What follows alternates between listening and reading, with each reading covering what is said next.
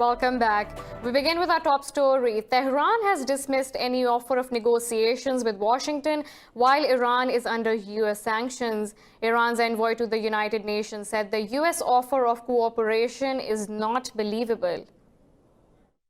Majid Ravanchi said Washington had begun a new series of escalations and animosity with Iran by killing Major General Soleimani. In a letter to the UN, the American ambassador said the US is ready to engage in serious negotiations with Iran without preconditions to preserve global peace. Kelly Craft said the killing of Iranian commander Soleimani was self-defense. Craft pledged to take more action if necessary in Middle East to protect US personnel and interests. She said US airstrikes in Iraq were a response to escalating attacks by Iran and its militias on US forces in recent months. Kraft said the aim was to deter Iran from supporting aggression and to degrade its ability to conduct attacks. For more on this, we're joined by Dr. Mark Marowitz, who is professor at State University of New York Maritime College and is also a political analyst. Now, Dr. Marowitz, yesterday, U.S. President Donald Trump imposed tougher sanctions on Iran, and today, American envoy to the UN, Kelly Craft, said the U.S. is ready to negotiate with Iran without any precondition. Why is there contradiction between the two statements? Well, I don't know that they're contradictory. I think the administration has wanted to negotiate with Iran, at least that Trump has said that a number of times. You know, Trump's foreign policy is basically about, the art of the deal. He wants to make a deal. The problem is that he hasn't been able to have a transaction or an agreement or a negotiation with Iran. There's been a lot of the relations between the U.S. and Iran are very difficult, very fraught, and go back a long time, back to the hostage crisis in the 70s and the more recent crisis and conflict in Iraq. So on the one hand, he wants to do a deal. On the other hand, maybe in his mind, he sees the actions that he's taking as pressure, including the sanctions on Iran, as a way to pressure Iran to come to the negotiating table. I mean, I think they're connected, certainly, and I don't think they're I don't think they're conflictual. I think they're part of the game plan. Whether it's a successful game plan, that I don't know. Part of the game plan is to exert pressure on Iran. Now that Iran has dismissed the offer, what could be the next possible reaction of the United States? Well, as you know, the United States has been reaching out to NATO in the concept of self-defense or collective security. You say when the next step, I think a lot of the next steps here relate to Trump's domestic political issues. Trump right now has been impeached by the House. His trial is going to begin in the Senate. The senators in the Senate, some of them have been very critical of his action with respect to Soleimani. And so he has to be very careful in how he proceeds going forward. So one would, and you also see that Iran's Zarif's tweet was not very hostile. It basically said, we responded, that's it, we don't want a war. And Trump said, we don't want a war. So right now we're in a stalemate position. So when you ask me what the next steps are, I don't know. But you can see that in the United Nations, the United States wants to support its legal position by saying that it is acting under Article 51 in collective security. Part of doing that is meant to support and buttress his argument with respect to his domestic situation so that he doesn't weaken his domestic situation and become susceptible to being, thrown out of office, to be candid. I don't think anything happened here that went over what he said the red line was casualties, United States soldiers, no soldiers were killed. He made that clear. So again, and the fact that Iran rejected the offer, we're quite familiar with that. Iran doesn't want to accept any offers on the outside, but maybe, I don't know, maybe quietly there are discussions going on through the Swiss or other intermediaries. Now, Doctor, you've said that it is a stalemate situation. In your opinion, is the threat of a war still looming over the Middle East? Well, I mean, the Middle East is in turmoil, all over the Middle East, and the footprint of Iran is all over the Middle East. I mean, in Syria, in Iraq, And the question is, how does this proceed? So if there is a heightened tension and if the red line is crossed, then Trump undoubtedly will respond. I don't think Iran will do it. I don't think that Iran will risk a war with the United States, and secondly, I don't know that they have the capacity to launch a war against the United States because of their economy. Their economy is way down. The numbers are quite significant in terms of the turn down in their economy. So I don't think they have the ability to shoot off some missiles and target an American base, by the way, a base in Iraq. I mean, in other words, Iran actually violated the sovereignty of Iraq by shooting a missile into Iraq. It's quite extraordinary. But that they have been able to do. And the way they did it, likely, was targeted in a way not to really kill American soldiers who maybe had some advance notice of it. So that was kind of the stalemate that I talked about, escalation of tension and terrorist activities and other things like that. Then the United States may take further action. But again, there's a red line here. And if the red line is crossed, undoubtedly Trump will respond. But if it isn't crossed, I don't think Iran will cross it. I don't think they will. I don't think they will jeopardize their situation by doing that. I don't believe it. Potential for catastrophe or not, only time will tell. Thank you, Dr. Merowitz, for joining Indus News. Now, moving on in this bulletin, we now go to UK, whose Prime Minister Boris Johnson urges Iran to end hostilities with the United States. This comes after Tehran dismissed Washington's offer of negotiation. In a phone call with President Hassan Rouhani, Johnson stressed on Britain's commitment to the 2015 nuclear deal. He said the deal is the best to stop nuclear proliferation. Earlier, Iran says it is further cutting compliance to the deal after the US airstrike in Baghdad killed General Qasem Soleimani last week.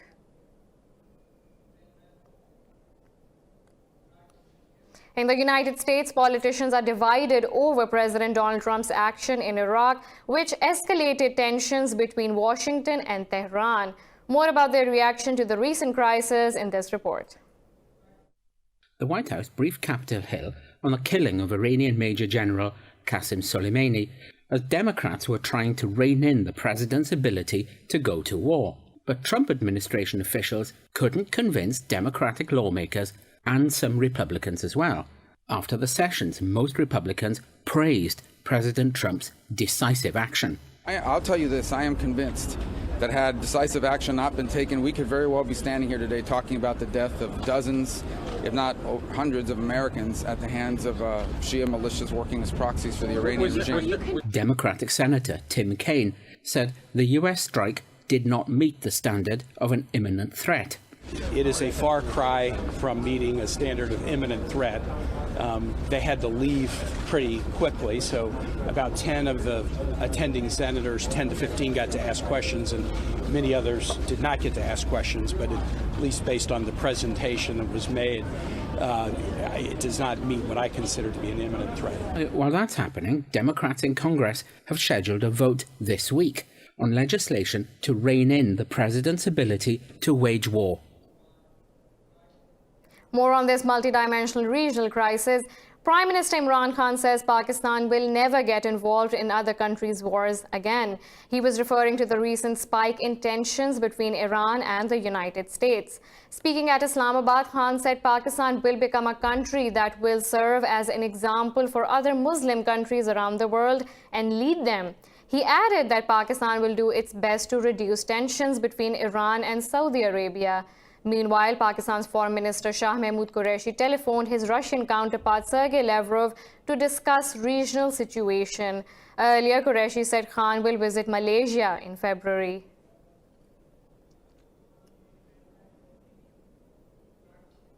In Afghanistan, a US drone strike killed a Taliban splinter group commander and several other fighters in the western Herat province. Herat governor spokesman Jalani Farhad said Mullah Nangia Love was killed in Shindand district near the border with Iran. Taliban and Washington have been negotiating for more than a year over the withdrawal of US troops in exchange for security guarantees.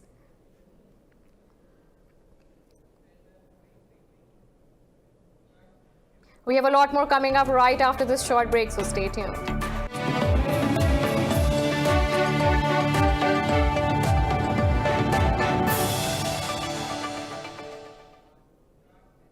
Welcome back. Now we go to Indian-occupied Kashmir in our news bulletin. The ambassadors of European countries have refused to join India guided tour to occupied valley. The Indian government planned to take 16-member envoy delegation to propagate its one-sided view of the situation in the valley. The European countries have said they want an independent tour of the valley. The decision was reached after New Delhi refused to assure the delegates will be able to meet arrested Kashmiri politicians. Prime Minister Narendra Modi's government refused to commit that the visiting delegation will be able to talk to people directly.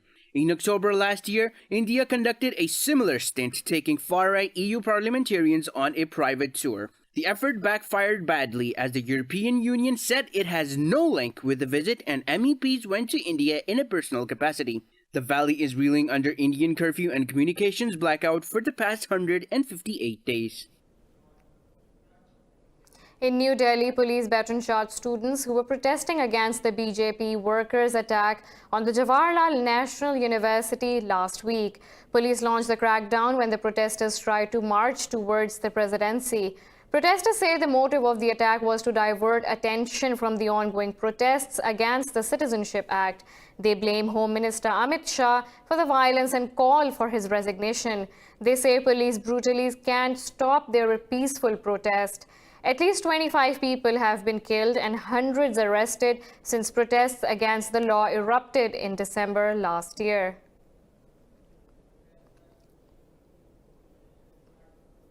Iraq's military says ISIS has killed 2 border guards and wounded 2 others on the border with Syria. In a statement, the military said the militants attacked a force of border guards while conducting a search operation near the frontier. The military did not share details of the exact location of the skirmish. In 2017, Iraq declared the full liberation of its territories from ISIS when its forces seized the entire border with Syria. The United States has refused to withdraw troops from the country, while the parliament passed a motion calling for the expulsion of U.S. forces.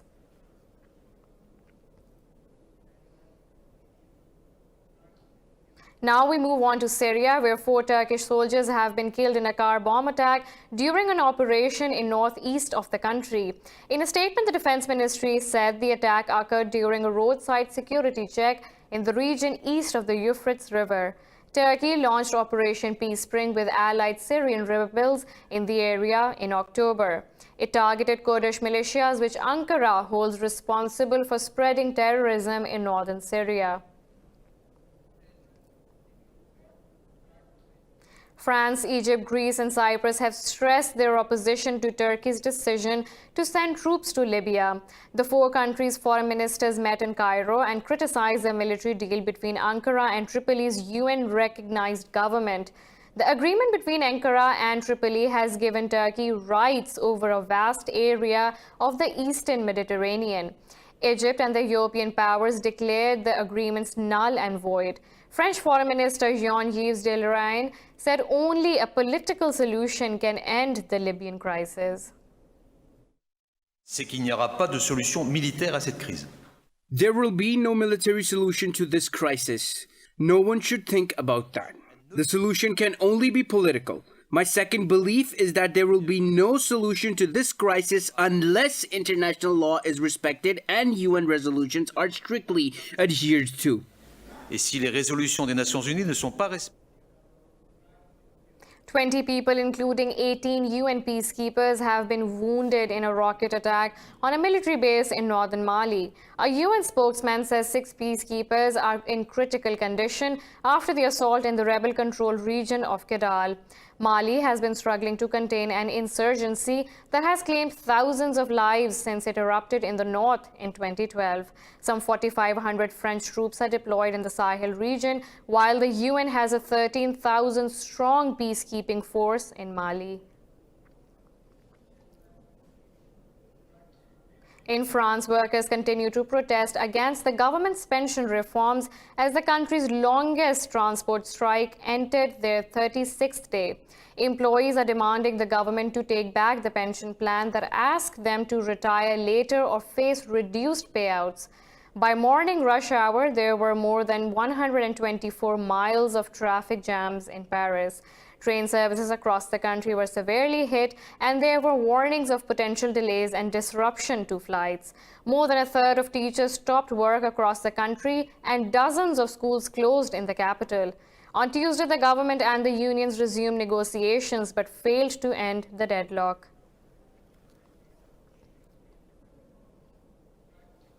A Lebanese prosecutor has imposed a travel ban on former Nissan boss of Carlos Ghosn. The ban follows a day after he briefed the world's media on why he fled Japan. Lebanon asked Japan to hand over Ghosn's file on financial misconduct charges as Tokyo urged the fugitive businessman to return.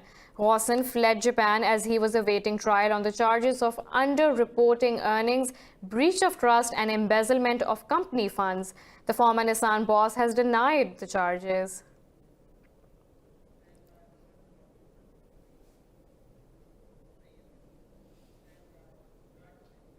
"20 people have died and 24 others have been injured after a bus overturned in Iran's northern Mazandaran province. Officials say the passenger vehicle was traveling from the capital Tehran to the city of Gonbad-e-Kavus in northern Golestan province. The police said the initial investigation shows a technical problem as the cause of the accident. The injured have been transferred to nearby hospitals. Iranian investigators say the Ukrainian airplane was trying to return to the airport when it crashed. The ill-fated plane went down just minutes after taking off from Tehran's airport, killing 176 people. An initial probe found the aircraft experienced a problem as it was leaving the airport and was on fire. Meanwhile, Canada says it intends to play a key role in the investigation of Ukrainian airliner crash. In a news conference in Ottawa, Prime Minister Justin Trudeau said 63 victims were Canadians. Trudeau said Canada has the expertise to investigate such accidents.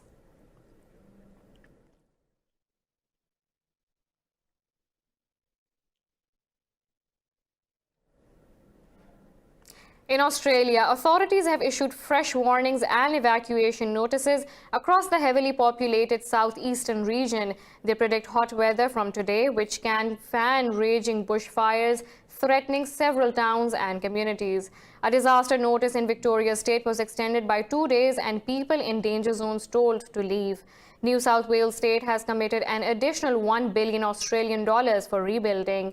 Meanwhile, tennis stars Roger Federer, Serena Williams, and Rafael Nadal will take part in an exhibition match to raise money for a bushfire relief fund on January 15th.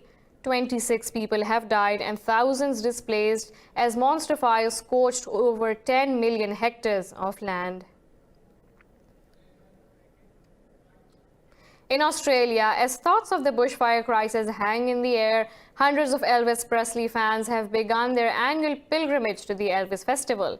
The king of rock and roll lookalikes say the event is important to support tourism in regional towns. More about the fun enthusiasts in this report.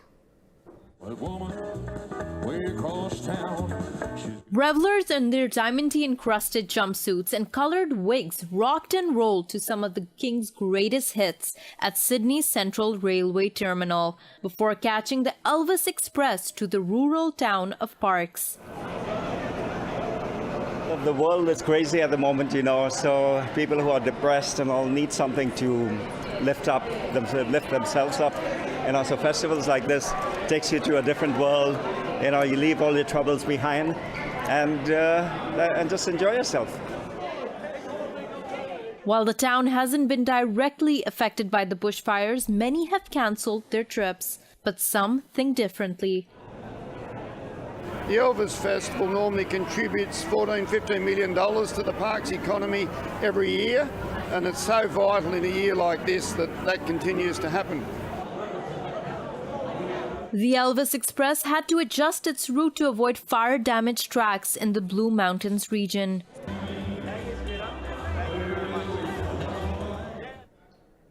In Afghanistan, the archaeologically rich province of Bamiyan is facing a daunting threat from climate change after already bearing the brunt of war. The Notre Dame Global Adaptation Initiative ranks Afghanistan 173 out of the 181 countries in terms of its vulnerability to climate change. More in this report.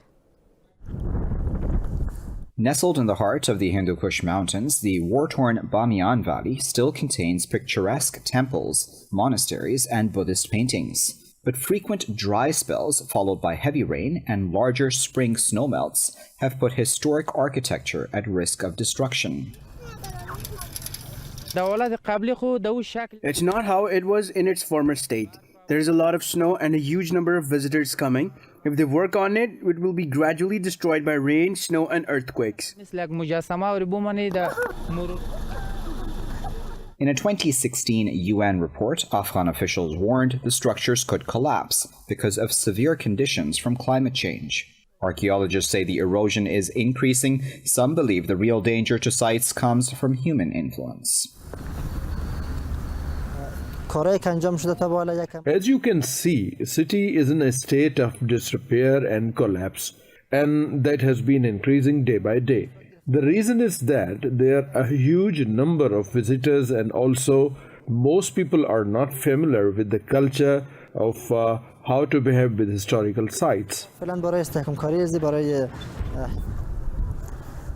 Mitigating the impacts of erosion would cost billions of dollars in Afghanistan.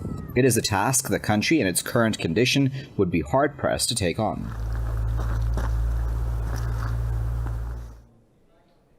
In Vietnam, an all-female demining team is on a mission to clear landmines that have killed tens of thousands of people since the end of the Vietnam War. Officials say more than 6 million hectares of land is still covered by explosives, threatening many more lives. More in this report. Inching across a field littered with war-era bombs, a female demining team clears unexploded ordnance, dropped mainly by U.S. forces during the Vietnam War. At least 40,000 Vietnamese have been killed by such devices since the war. Victims are often farmers who accidentally trigger explosions or children who mistake bomblets for toys. My husband was injured by unexploded ordnance when he went to work in the past. That is my motivation to do this job, so nobody will be in the same situation as my husband. Clearing the entire country could take up to 100 years and could cost billions of dollars. Such statistics don't deter the team from this highly dangerous work.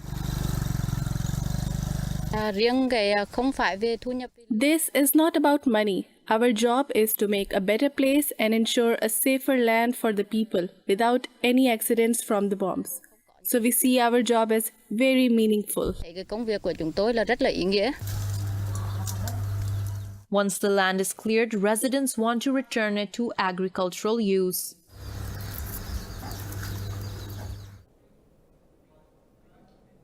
Estonia has been ravaged by fentanyl for almost 2 decades, but is now succeeding in the fight against the man-made drug. This addictive opioid is 50 times stronger than heroin and has killed 32,000 people in US last year. Is what happened in Estonia possible for the US? More in this report. A computer hard drive holds a deadly secret: 150 grams of the synthetic drug fentanyl.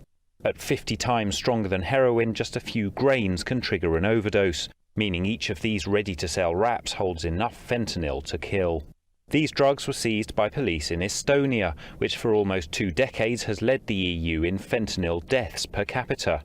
In the tiny Baltic country of just 1.3 million people, the drug has claimed over 1,600 lives. I remember it was 2001, I think, when fentanyl came. Yeah, it was heroin before. I OD'd 4 times per month. And a lot of people died. Yeah, that was June or July, I remember. Jan Waert spent 6 years addicted to fentanyl and other drugs. But now he's part of the solution, coordinating clinics to help those affected, like this mobile harm reduction unit in the capital Tallinn. This public health drive has helped Estonia engineer a remarkable drop in death rates, making it one of the world's rare success stories in the fight against the deadly opioid. Fortunately, in the last 2 or 3 years, and driven by the Central Criminal Police, the main middlemen and people who brought fentanyl to the Estonian market have been caught and brought to justice. The social problems like poverty and joblessness that fuels the spread of hard drugs in Estonia remain. With fentanyl having all but disappeared, experts say that other drugs are taking its place. We're taking a short break. Stay with us.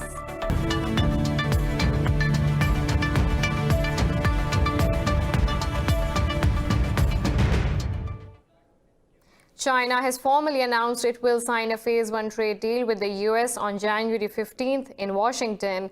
China's Commerce Ministry spokesman Gao Feng says China's Vice Premier Li Hu will visit Washington on January 13th at the invitation of the US. Feng said Beijing and Washington are in close contact on the signing arrangements. The deal is expected to cut tariffs and boost Chinese purchases of US farm, energy and manufactured goods and deal with intellectual property disputes. Last week, US President Donald Trump announced the two countries would sign a trade deal on January 15th.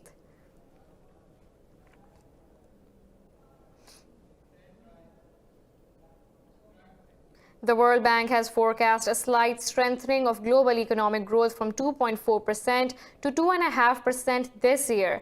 In its Global Economic Prospects report, the World Bank said policy consistency by governments can further strengthen the projected recovery. The report said the growth in developing economies is expected to increase by 0.5% to over 4%. It said a dip in manufacturing will slow growth in developed economies to nearly 1.5%. The report has highlighted the risk of fresh global debt crisis after warning of the biggest buildup in borrowing in the past 50 years.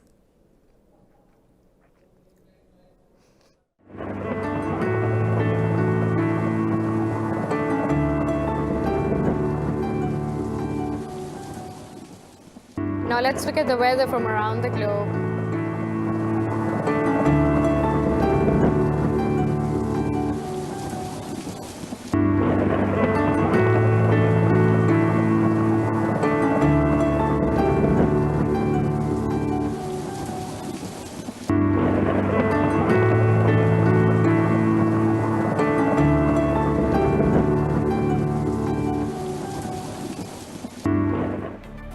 This is all for now. For the latest updates, you can follow us on social media at indus.news.